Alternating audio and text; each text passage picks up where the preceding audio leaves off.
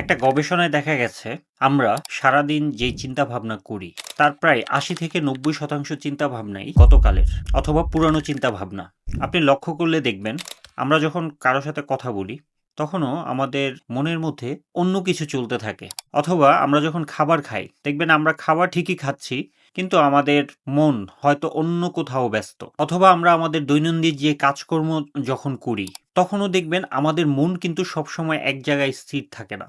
অথবা যখন আমরা নামাজ পড়ি আপনি খেয়াল করে দেখবেন আমরা কিন্তু আমাদের মনোযোগকে এক জায়গায় রাখতে পারি না। সকালে ঘুম থেকে উঠেই দেখবেন সাথে সাথেই আগের পুরনো চিন্তাগুলো চলে আসে অটোমেটিক্যালি। কখনো কখনো দেখবেন আপনি খুব ভালো মুডে আছেন, কোনো ভালো মুহূর্ত কাটাচ্ছেন, কিন্তু তার পরক্ষণেই মনের মাঝে অতীতের চিন্তাগুলো বা কোনো দুশ্চিন্তা উকিঝুঁকি দিতে থাকে। অর্থাৎ আপনি লক্ষ্য করলে দেখবেন যে আমাদের জীবনের বেশিরভাগ সময় আমরা প্রেজেন্ট মোমেন্টে থাকি না, হয় অতীতের কোনো চিন্তা নয়তো ভবিষ্যতের কোনো দুশ্চিন্তা।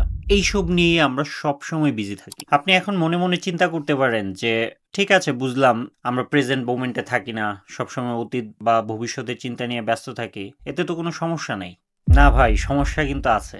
সমস্যা আছে দেখেই আমার আজকের এই ভিডিওটা বানানো। আজকের এই ভিডিওটাতে আমি আপনাকে দেখাবো আমাদের মাইন্ড অতীত এবং ভবিষ্যতের চিন্তায় যে ব্যস্ত থাকে এতে আমাদের কি কি ক্ষতি হয়। এই যে আমাদের জীবনের এলোমেলো অবস্থা, এই যে আমরা আমাদের কাঙ্ক্ষিত লক্ষ্যে পৌঁছাতে পারছি না, এর পেছনে বড় একটা ভূমিকা আছে এই প্রেজেন্ট মোমেন্টে থাকতে না পারার। কিছু সাইকোলজিক্যাল গবেষণায় দেখা গেছে যে আমাদের মাইন্ড যখন অতিরিক্ত এরকম ওয়ান্ডারিং মোমেন্টে থাকে, অর্থাৎ মাইন্ড যখন প্রেজেন্ট মোমেন্টে না থেকে অতীত বা ভবিষ্যতে ঘোরাঘুরি করে, তখন আমাদের মাইন্ডে নেতিবাচক মুড বা আমাদের স্ট্রেস বাড়ে।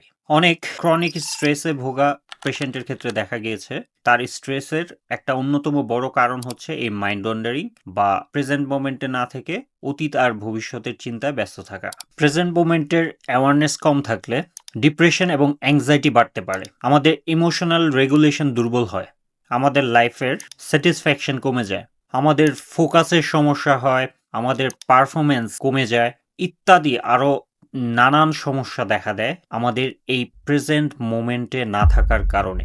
এতক্ষণ যে ব্যাপারগুলো শেয়ার করলাম, লক্ষ্য করলে দেখবেন এই প্রেজেন্ট মোমেন্টে থাকতে না পারাটা আমাদের জীবনে আসলে একটা বড় সমস্যা।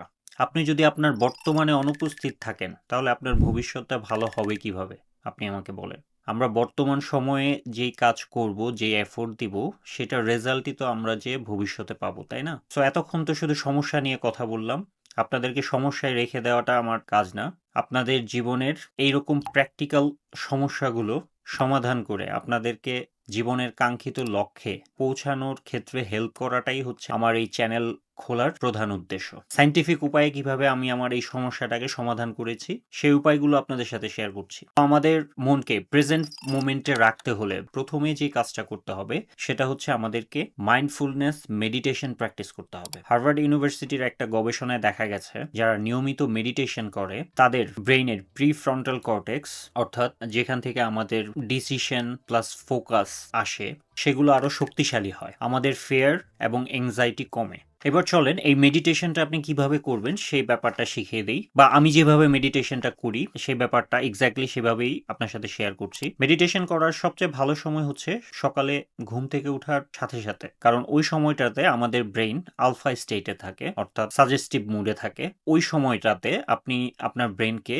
যা কমান্ড দিবেন আপনার ব্রেইন সহজেই সেটা রিসিভ করবে। এক কথায় বললে ব্রেইন পুরো এডিটিং মোডে থাকে, তখন আপনি যা ইচ্ছা তাই এডিট করতে পারবেন আপনার ব্রেইনকে। মেডিটেশনের শুরুতেই আপনি প্রথমে ব্রেথ নিবেন 3 থেকে 5 সেকেন্ডের মতো, হোল্ড করবেন, তারপর আস্তে আস্তে আস্তে আস্তে নিঃশ্বাসটা ছাড়বেন। এটার মাধ্যমে আপনি আপনার নিঃশ্বাসের ফোকাসের মাধ্যমে আপনি আপনার মনটাকে প্রথমে স্থির করবেন, ফোকাসড করবেন, তারপর শুকরিয়া আদায় করবেন। আপনি এই যে ঘুম থেকে সুস্থভাবে উঠলেন, পৃথিবীতে অনেক মানুষ প্রতিদিন গড়ে প্রায় 1.5 লাখ মানুষ আগের দিন রাতে ঘুমাতে যায় এবং পরের দিন সকালে আর ঘুম থেকে জেগে ওঠে না।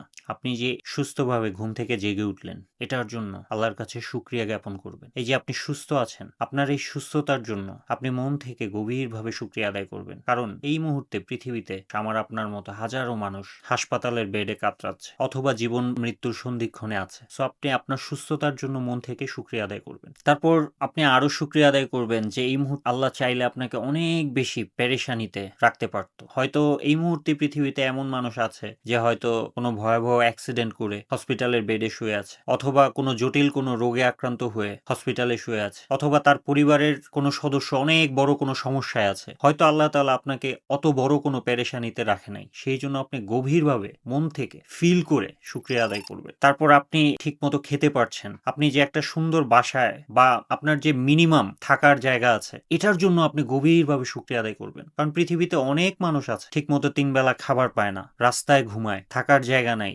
এরকম প্রচুর মানুষ কিন্তু আছে। আপনি গভীরভাবে আমি যেই কারণগুলো বললাম শুধু এটাই না, আপনি এরকম আরো অনেক কারণ খুঁজে বের করবেন যে আপনার জীবনে কি কি নিয়ামত আপনি এই মুহূর্তে ভোগ করছেন, সেগুলোর জন্য আল্লাহর কাছে আপনি শুকরিয়া আদায় করবেন। শুকরিয়া আদায় করার কারণে আমাদের মাইন্ড এবং বডিতে, ব্রেইনে কি পরিবর্তন আসে সেটা নিয়ে আমি আলাদা একটা ভিডিও করব। তো আপনি প্রথমে এই মেডিটেশনের শুরুতে প্রথমে আপনার নিঃশ্বাস নেওয়ার মাধ্যমে, ব্রিদিং এক্সারসাইজের মাধ্যমে আপনি আপনার ফোকাসটা ঠিক করবেন। তারপরে আপনি শুকরিয়া আদায় করবেন। তারপর আপনি কি করবেন, আপনার যে সারা দিনের পরিকল্পনা, হ্যাঁ, আপনি সুন্দর করে ভিজুয়ালাইজেশন করবেন বা মনে মনে সুন্দর করে কল্পনা করবেন যে আপনি আপনার সারা দিনের যে কাজগুলো এগুলো খুব সুন্দরভাবে শেষ করছেন, সুন্দরভাবে একটার পর একটা শেষ করছেন। আপনি আপনার পরিবারের সব সদস্যের সাথে খুব ভালোভাবে সময় কাটাচ্ছেন, আপনি অনেক বেশি হ্যাপি আছেন। এইটার মাধ্যমে কি করছেন, আপনি আপনার ব্রেইনকে ফুললি ট্রেন আপ করছেন প্রেজেন্ট মোমেন্টে থাকার, হ্যাপি থাকার। এই যে আপনি মেডিটেশনের মাধ্যমে আপনার ব্রেইনকে এইভাবে ট্রেন করছেন, এই যে হ্যাপি হ্যাপি একটা ফিলিংস দিচ্ছেন, এর মাধ্যমে কি হবে, আপনার ব্রেইন কল্পনা আর বাস্তবতার পার্থক্যটা বুঝে না, সে চিনে হচ্ছে আপনার ইমোশনকে। যখন আপনি এই মেডিটেশনে শুকরিয়া আদায় করছেন, এই যে আপনি হ্যাপি হ্যাপি ফিল করছেন শুকরিয়া আদায় করার মাধ্যমে, এই মেডিটেশনের মাধ্যমে, তো আপনার ব্রেইনে যে অনেকগুলো হ্যাপি হরমোন রিলিজ হচ্ছে, ডোপামিন, সেরোটোনিন, অক্সিটোসিন, এবং প্রত্যেক দিন যখন আপনি সকালবেলা ঘুম থেকে উঠেই এই কাজটা করবেন, তখন আপনার ব্রেইন এই প্রেজেন্ট মোমেন্টে থাকাটাকে একটা হ্যাবিট বানিয়ে ফেলবে আপনার।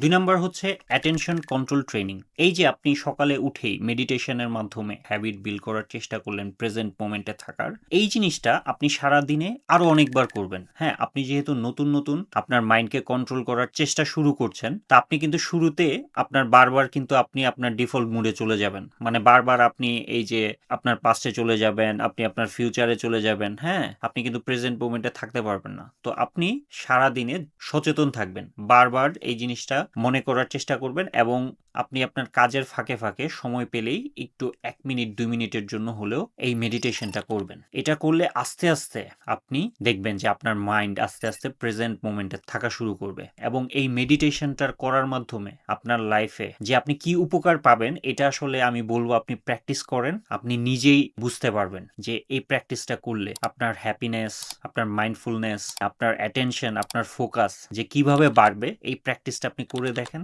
আপনি নিজে করলেই বুঝতে পারবেন। Number 3, cognitive reframing. এই ব্যাপারটা আসলে এটা হচ্ছে একই পরিস্থিতিকে ভিন্নভাবে দেখার মানসিক ফ্রেম। ধরেন আপনি কোনো একটা কাজে ব্যর্থ হলেন, তো ব্যর্থ হলে আমরা নর্মালি কি চিন্তা করি, ধুর আমাকে দিয়ে কিছুই হবে না, আমি আসলে কিছুই পারি না, আমার কোনো যোগ্যতা নাই, এইসব চিন্তা করি। কিন্তু কগনিটিভ রিফ্রেমিং হলো এইভাবে চিন্তা করা যে এই ফেলিয়ারটা আমাকে দেখালো যে আমি আসলে এই কাজটা যেভাবে ট্রাই করেছি এই স্ট্র্যাটেজিটা কাজ করে না, এবার আমি আরো স্মার্ট ওয়েতে চেষ্টা করে এই কাজটাতে সফল হব। তা আমরা যদি এইভাবে ভিন্নভাবে চিন্তা করতে পারি, তাহলে কিন্তু আমাদের এই যে বারবার শুধু ভবিষ্যতের দুশ্চিন্তায় হারিয়ে যাওয়া, এই ব্যাপারগুলো কমে যাবে আমাদের মধ্যে থেকে। সো এইভাবেই মোটামুটি আমি আমার মাইন্ডকে কন্ট্রোল করার চেষ্টা করি, আমি প্রেজেন্ট মোমেন্টে থাকার চেষ্টা করি। এবং মজার ব্যাপার হলো এই বিষয়টা আমি আগে জানতামই না। হ্যাঁ, তো এখন আমি যখন আমার মাইন্ডকে এই প্রেজেন্ট মোমেন্টে রাখতে পারি, এটা আমার জীবনে অনেকভাবেই আমাকে হেল্প করেছে। আমার ফোকাস বাড়ানোর ক্ষেত্রে, আমার প্রোডাক্টিভিটি বাড়ানোর ক্ষেত্রে এই জিনিসটা আমাকে অনেক বেশি হেল্প করেছে। তো আমি আমার সব ভিডিওর শেষেই একটা রিমাইন্ডার দেওয়ার চেষ্টা করি। আমি জানি যারা আমার এই ভিডিওটা দেখছে তাদের মধ্যে অনেকের কাছে এই ভিডিওটা জাস্ট অ্যানাদার ভিডিও, আবার অনেকের কাছে এই একটা ভিডিও হয়তো তার জীবন পরিবর্তনের চাবিকাঠি। খুবই পাওয়ারফুল একটা জিনিস। সো ভিডিওটা কেমন লাগলো অবশ্যই আপনি কমেন্ট করে জানাতে ভুলবেন না, এবং ভিডিওটা সত্যিকার অর্থেই যদি আপনার ভালো লেগে থাকে অবশ্যই আমার চ্যানেলটাকে সাবস্ক্রাইব করবেন এবং ভিডিওটাকে শেয়ার করে দিবেন। তো সর্বশেষ একটা কথা দিয়ে ভিডিওটা শেষ করতে চাই। Success is not about thinking more, it's about being present enough to act right. Thank you so much.